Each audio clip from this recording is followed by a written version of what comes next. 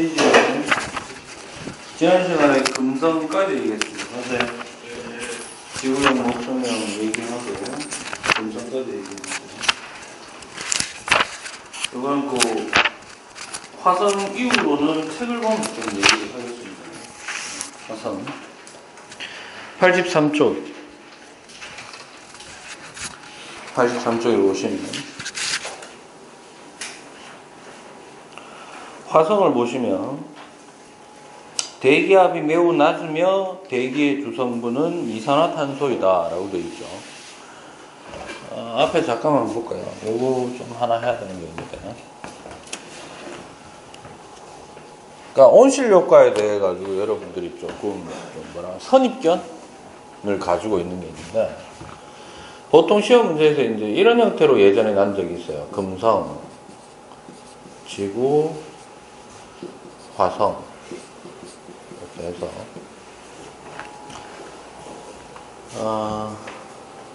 첫 번째로 주는 게 대기압을 주고요. 그 다음 주는 게 CO2 비율입니다. 이렇게. 금성은 지구를 1 기압이라고 했을 때 금성은 90기압 정도 됩니다. 이상입니다. 됐죠? 화성은 최대 많게 봐봐야 100분의 1기압이에요. 200분의 1이라고 보는 경우도 있습니다. 알겠죠? 이렇게 되고.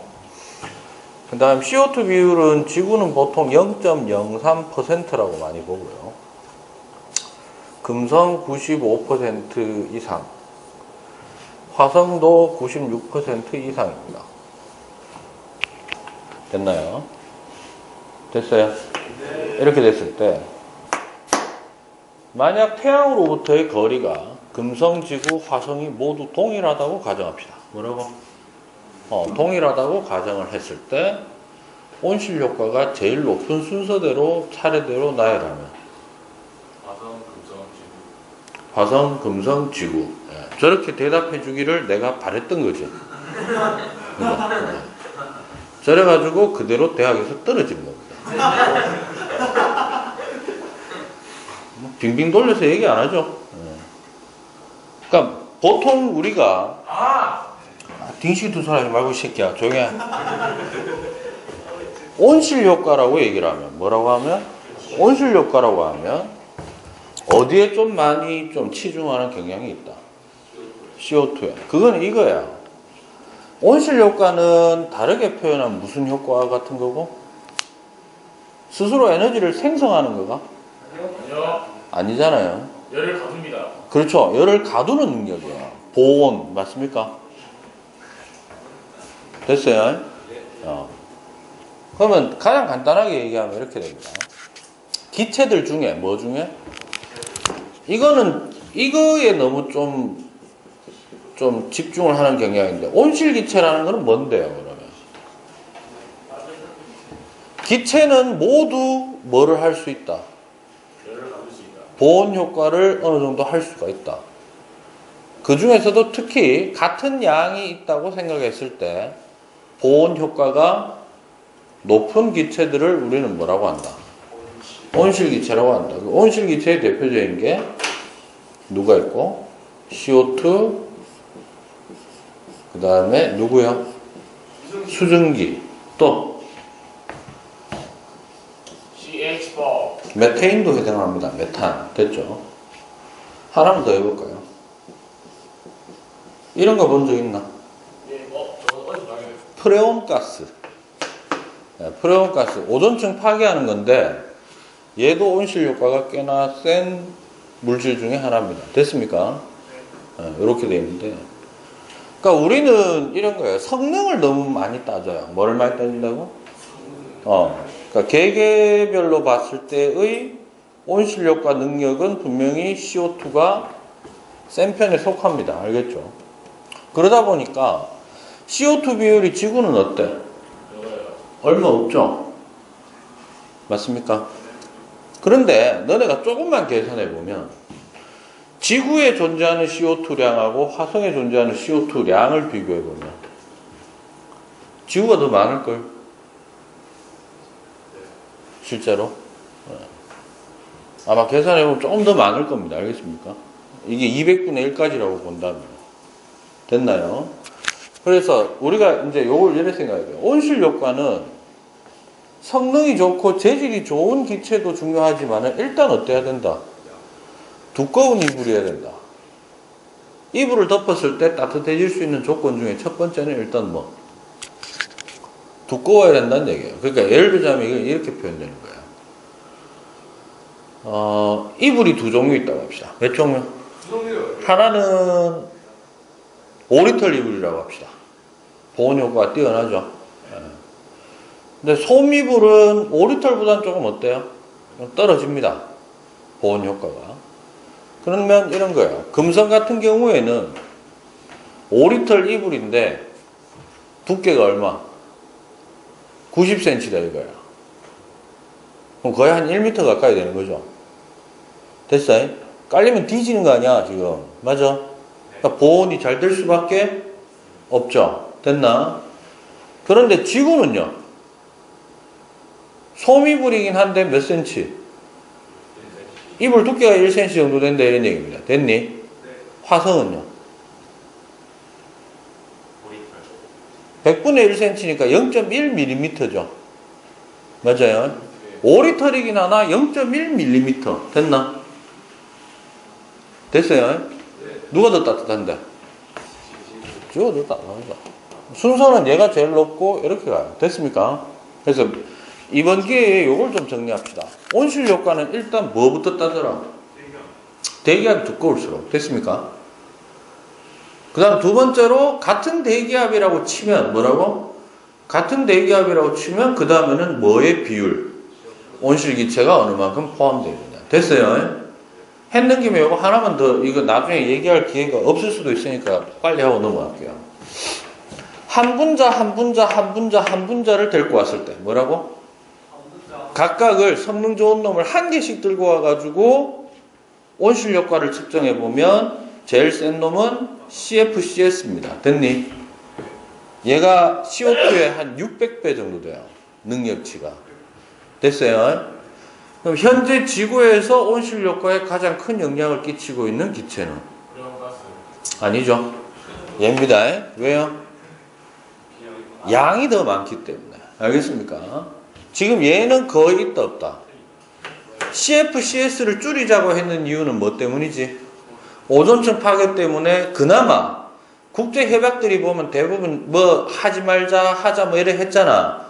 대부분 지켜 안 지켜? 이 새끼들 또 뒤돌아서 가지고는 저거 할 거 있으면 다 하고 합니다. 알겠어요? 그런데 프레온가스만큼은 CFCS를 사용하는 것만큼은 규제했는 게 서로 약속을 지킨 편에 속합니다. 그래서 한 2000년대 초반까지는 오존층이 계속 줄어들고 있는 상황이었는데 2005년인가 지나면서부터 현재까지는 더 이상 줄어들지는 않고 있다.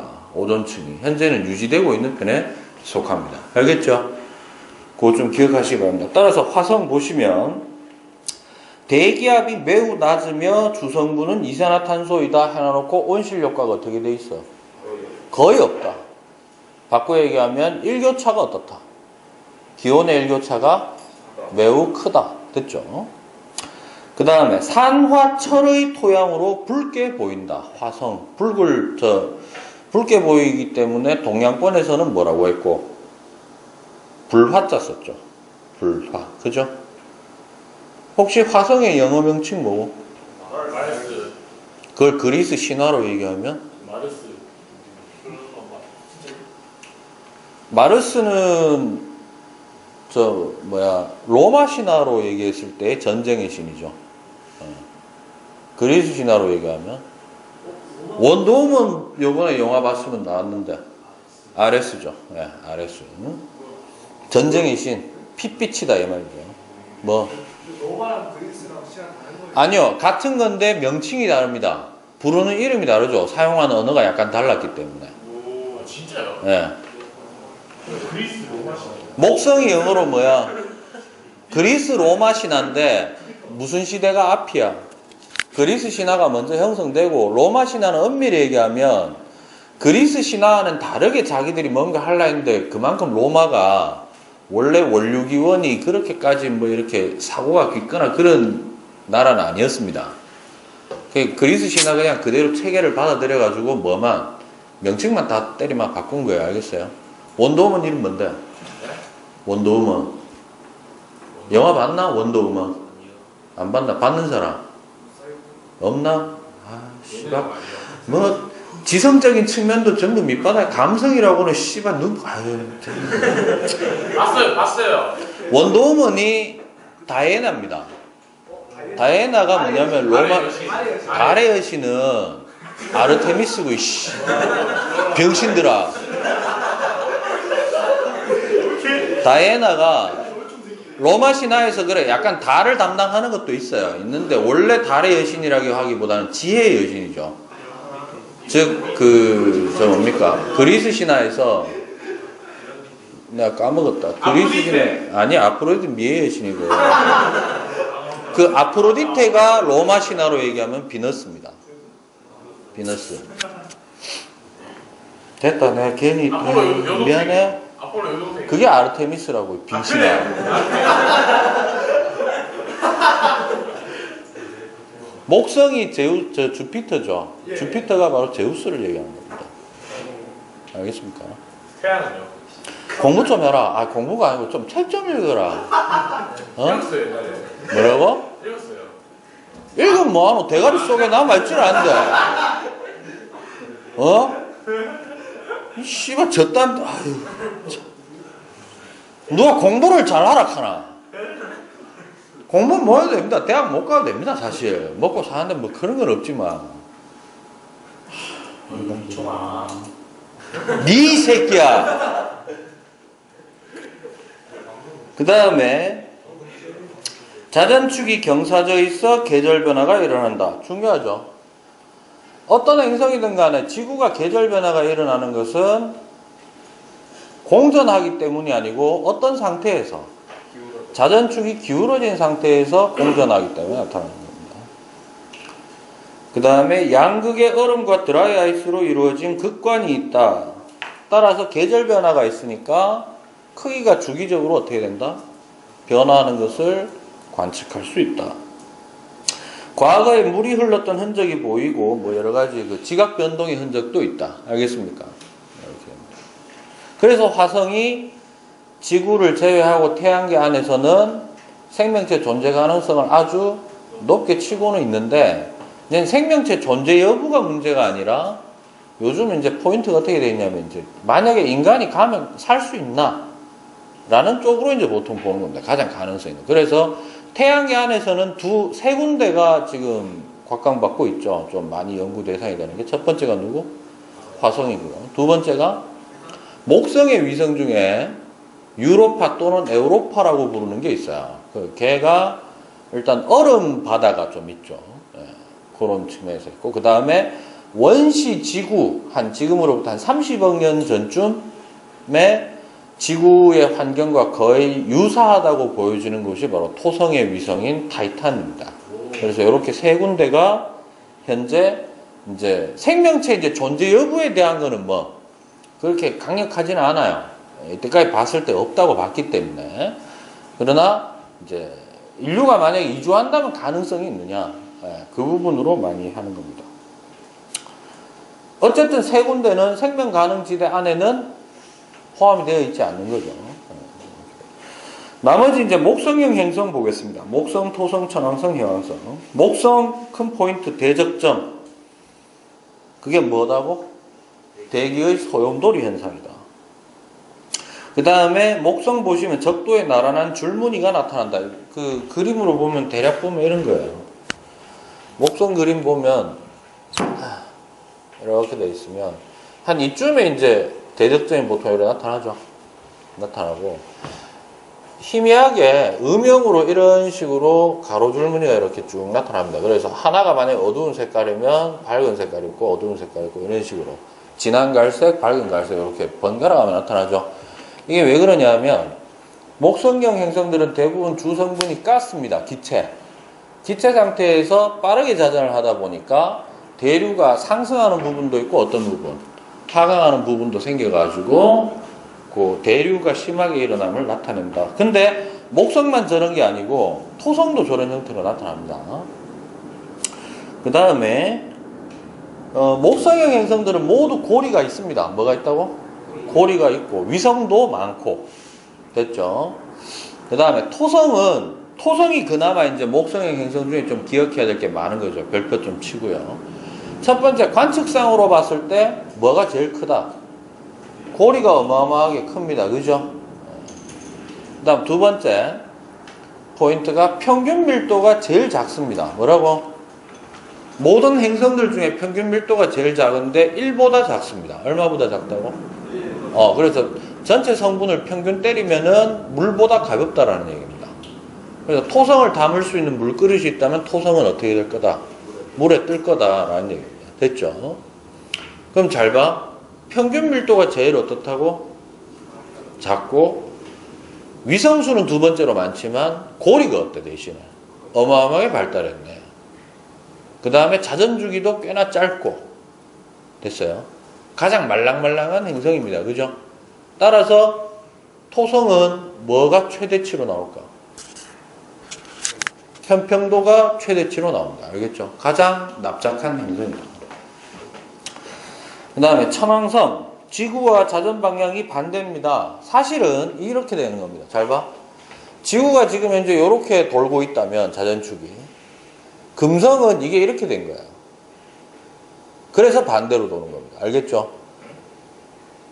지구 자전축이 이렇게 돼 있다면 금성은 이렇게 된 거예요. 그러니까 똑같이 돌고 있더라도 반대로 뒤집어지면은 자전 방향은 어떻게 되나? 반대가 되는 거죠. 예. 그래서 그 방향을 약속할 때 금성은 동에서 서로 자전한다 그러고 지구는 서에서 동입니다. 대부분의 행성이 서에서 동으로 자전을 합니다. 됐죠? 근데 천왕성은 잘 들으세요. 이렇게 돼 있다면 이렇게 된 거예요. 근데 90도 넘어갔기 때문에 역자전이라고 얘기를 하는 겁니다. 알겠습니까? 됐어요? 네, 그거 하나 좀 기억하시고. 그 다음에 해왕성은 뭐라고 돼 있니? 그냥 대흑점. 별거 뭐 나올 게 별로 없다 이런 얘기입니다.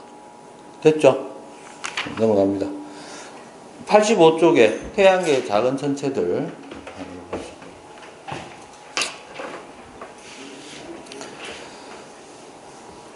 자, 첫 번째 그 85쪽에 보시면 외소행성 해서, 외소행성의 조건이라고 있나? 있어요. 네, 별표 5개 치고 하나하나 읽어보겠습니다. 첫 번째, 태양을 중심으로 하는 궤도를 돈다. 즉 태양을 중심으로 뭐 하고 있다? 공전하고 있다. 두 번째, 자체 중력에 의해 공 또는 구에 가까운 형태를 유지한다. 됐죠? 세 번째, 공전 궤도에서 지배적인 역할을 하지 못해서 밑줄 그으세요. 궤도 주변의 다른 천체를 흡수하거나 배제하지 못한다. 완벽하게 자신의 공전 궤도에 자기를 제외한 나머지를 지배를 완벽하게 못한다는 얘기입니다. 알겠어요? 네 번째, 다른 행성의 위성이 아닌 천체입니다. 그러나 어쨌든 완벽하게 지배는 못하더라도 주인공은 자기 자신해야 된다 이런 얘기입니다. 됐어요? 그럼 잘 들어. 시험에 잘 나오는 게 이거 비교하는 거야. 봐봐, 앞에 봐봐. 뭐하고 누구하고? 행성이라는 놈과 지금 나온 누구? 외소행성. 그 다음 나오는 게 뭡니까?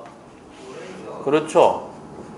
이거 세 개를 구분할 수 있느냐라는 건데, 이거 세 개를 구분하는 거를 외소행성이 될 수 있는 조건을 가지고 얘기를 하면은 금방 비교가 됩니다. 알겠습니까?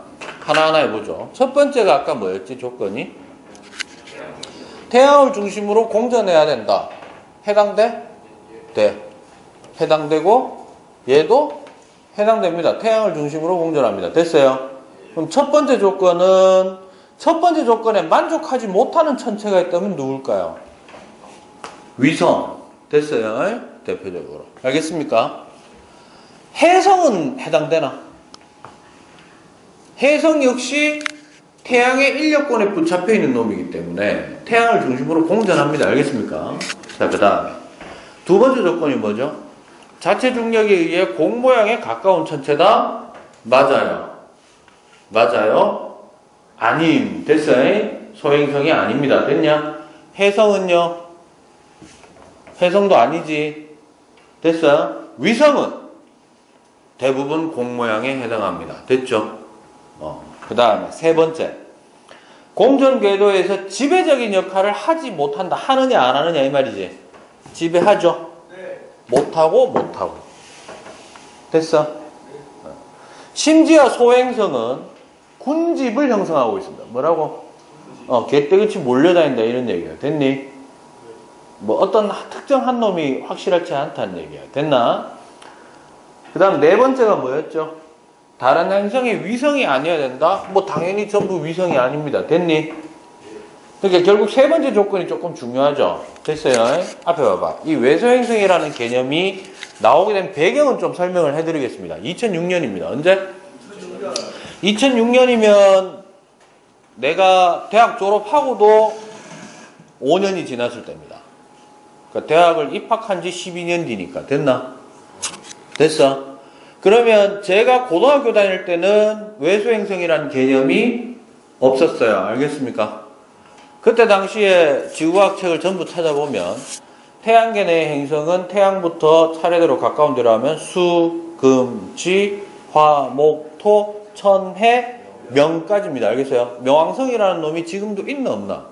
있습니다. 있는데 그냥 인간이 기준을 설정하면서 자 이제 네 지금부터 행성 아니야. 네 지금부터 행성해. 졸라 건방지죠. 알겠어요? 그 명왕성이 행성이라는 개념에서 외소행성이라는 개념으로 변화가 된 게 언제다? 2006년입니다. 그래서 제가 알기로는 2007년인가 8년부터 교과서 바뀌면서 명왕성이 행성이라는 개념에서 빠졌습니다. 됐니? 이유는 이것 때문입니다. 너 1학년 때 잠깐 그거 했었는데 태양계 형성 과정에서 우리 이거 했잖아. 미행성 음립절. 미행성들 충돌이 많아져서 뭐 부딪혀 마그마 바다 형성되고 있잖아요. 그죠? 그거 할 때 그 관점은 행성이 만들어지는 관점이고 처음에 중심 항성이 탄생하는 이론은 뭐를 보통 많이 사용하느냐 하면 성운설을 많이 씁니다. 뭘 많이 쓴다고? 그래서 성운설은 가장 핵심 포인트가 중심별과 그 주변에 도는 행성들이 같은 성분에서 같은 집단에서 동시에 형성되었다라고 하는 게 성운설의 가장 큰 포인트예요. 그러니까 하나로 성운이라는 물질로 뭉쳐져 있다가 팽 돌면서 핵융합 반응이 일어나면서 행성될 놈 행성되고 중심에 항성된 놈 항성되고. 됐냐? 요게 이제 가장 주 포인트인데, 그래서 성운설에 의해서 어떤 태양계가 만들어졌다라는 증거로 대표적인 게 태양 주변에 가까운 곳에 누가 있고 지구형이 있고 먼 곳으로 갈수록 가벼운 물질이 있다. 이건 가운동량 보존입니다. 알겠어요? 뭐냐면 이거야. 그냥 운동량 보존이라고 생각하면 돼. 운동량이 MV잖아. 배웠지? 그럼 운동량이 전부 동일하다면 뭐 하다면? 동일하다면 질량이 큰 놈일수록 빠르다 느리다? 느리다. 질량이 가벼울수록 빠르니까 멀리까지 간다 이 말이야. 됐니? 그래서 무거운 놈일수록 가까이 놓여 있고 가벼운 놈일수록 멀리 있다. 됐습니까?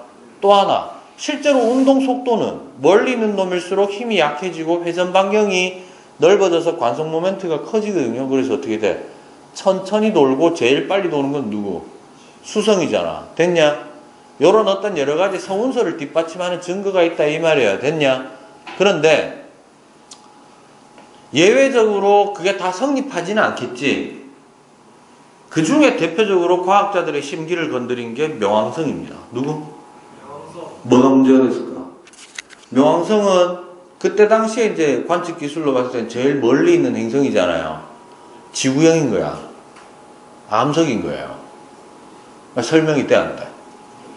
되게 좀 짜증나는 거였는 거예요. 또 하나, 공전 궤도 이심률이 좀 유달리 큽니다. 뭐라고?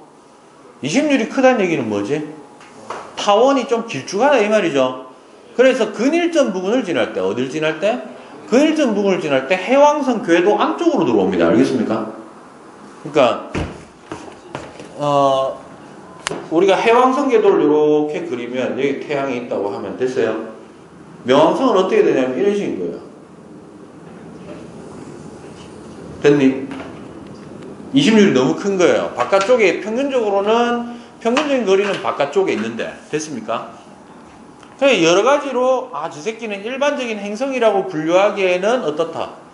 좀 무리가 있다. 우리가 이때까지 행성에 대한 개념을 잘못 알고 있는 게 아닌가 라는 걸로 해서 국제천문학회에서 원래는 처음에 나왔던 안은 외소행성으로 분류하는 게 아니었습니다. 알겠어요? 그냥 명왕성을 뭐라고 했느냐 하면 그냥 암석형이라고 분류를 하려고 했어요. 그러니까 어디에 포함시킨다? 지구형에다가 포함시키려고 했었습니다. 다만 명왕성은 대신에 태양 탄생 당시에 있었던 놈이 아니고 태양계가 만들어지고 난 다음에 외부에서 유입된 놈이라는 설도 있거든. 명왕성은 제일 바깥쪽이니까. 됐습니까? 그럼 여러 가지 얘기가 좀 오고 가고 하다가 지금의 현재 내용으로 바뀐 겁니다. 됐니? 그런데 저렇게 하는 데는 결정적인 게 이거였어요. 명왕성은 좀 작은 편에 속합니다. 행성이. 당연히 지구형 쪽이니까. 근데 그 지구처럼 위성이 있어요. 뭐가 있다고? 지구는 위성이 달이죠. 지구가 달을 가지고 있는 게 이상한 게 아니라 달이 이상한 겁니다. 뭐가 이상하냐면 대부분의 위성은 모행성의 크기에 비례합니다.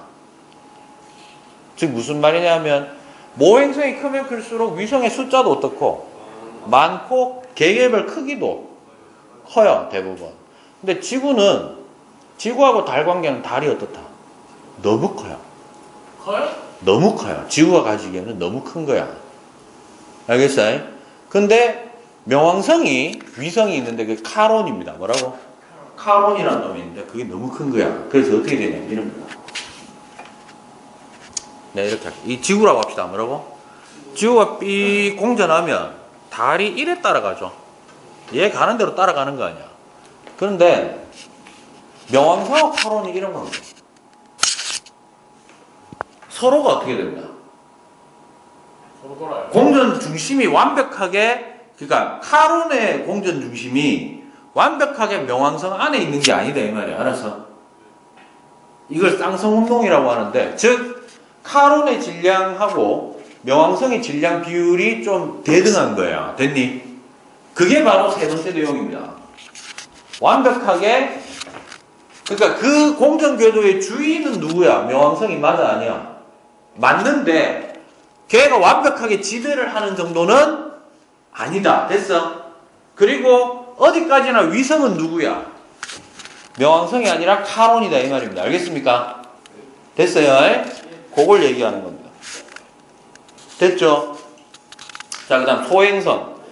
소행성은 주로 화성과 목성 공전 궤도 사이에 위치합니다. 군집을 이루어서 움직이고요. 그래서 소행성의 특징은 되게 간단해. 군집을 이루어서 움직이다 보니까 뭐가 많을까? 저끼리 충돌이 많죠. 지금 현재도 충돌이 많이 일어나고. 그러다 보니까 모양이 어떨까? 일그러져요. 불규칙적입니다. 대부분. 그러니까 일관된 모양이 있다 없다? 다양한 자갈 모양입니다. 됐죠? 또 하나, 소행성은 좀 덩어리 큰 놈을 우리가 관측하면 소행성인지 아닌지 금방 알 수 있는 게, 소행성은 태양면에 비친 면이 걔네들도 자전을 합니다. 뭘 한다고? 자전하는 걸 어떻게 알았을까? 볼 때마다 밝기가 달라져요. 뭐가 달라진다고? 왜요? 비추는 면적이 달라지니까. 알겠어요? 그거 형태로 좀 기억을 하시면 되겠습니다. 그 다음 위성. 위성은 행성에 속박되어 있는 놈입니다. 맞아요. 그래서 기억하실 점은 위성을 거느리고 있는 숫자는 지구형보다는 누가 많다? 목성형이 많다. 그 정도 기억하시면 되고요. 아까 얘기했듯이 모행성이 크면 클수록 위성의 크기도 크고 개수도 많다. 이렇게 보시면 되고요. 그 다음에 밑에 해성 나오는데, 해성은 다음 시간에 하겠습니다. 유성부터 보겠습니다. 유성체. 요 말을 좀 구분하시면 될 것 같아요. 첫 번째 유성체라는 말이 있고, 유성이라는 말이 있고, 유성우라는 말이 있고 운석이라는 말이 있죠. 이 네 가지 단어를 정확하게 구분하시면 됩니다. 됐죠? 유성체는 뭘 유성체로 하노? 먼지. 그냥 우주 공간 속에 지금 떠 있는 암석 물질을 얘기하는 겁니다. 됐죠? 유성은요? 있는 거. 그 유성체가 어떻게 하다 보니까 어떤 행성의 인력에 끌려서 진입을 한 다음, 잘 들어. 유성은 불타야 되지. 대기와의 마찰로 불이 타는 연소되는 현상을 유성이라고 합니다. 됐니? 따라서 달이나 수성에서는 유성을 볼 수가 없습니다. 들어오긴 들어와. 알았어. 근데 대기 마찰이 있다 없다? 없기 때문에 유성 현상을 볼 수는 없다. 떨어지긴 떨어지지만. 그 다음 유성우는 한두 개가 들어오는 게 아니고 한꺼번에 그 유성체가 밀집되어 있던 놈이 한꺼번에 확 쏠려 들어오는 경우를 얘기합니다. 그래서 별똥별이 그러니까 순식간에 한 열 몇 개씩 한꺼번에 떨어지는 현상이다 이런 얘기죠. 그런데 잘 들어. 이게 규칙적으로 일어나나? 어떤 해에는 분명히 그쪽으로 공전을 하고 있었을 건데 없다가 어떤 해에는 있고 뭐 이렇잖아. 왜 그래? 크고 작은 해성들이 간혹 행성의 궤도를 지나가면서 흩뿌려 넣는 정도의 물질의 밀도가 다르기 때문입니다. 알겠어요? 예를 들어서 어느 해에 유성우가 일어났다라고 하면은 유성우 일어나기 전에 글로 지구가 지나가기 전에 뭐가 지나갔다? 해성이 지나갔다라고 좀 생각해 볼 수 있다 이런 얘기입니다. 됐죠? 운석은 뭡니까? 굉장히 떨어지. 유성체는 대부분 유성현상이 일어나는 동안 대기에서 뭐한다? 대부분 완전 연소를 합니다. 됐죠? 소멸이 되는데 개 중에는 큰 놈도 있을 거 아니야, 맞아? 그래서 완전 연소되기 전에 어디에? 지표와 충돌해서 떨어진 물질을 우리는 뭐라고 한다? 운석이라고 얘기합니다. 됐죠?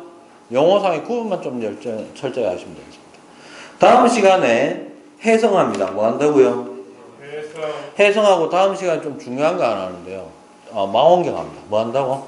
망원경 내용까지 좀 할 수 있도록 하겠습니다. 됐죠?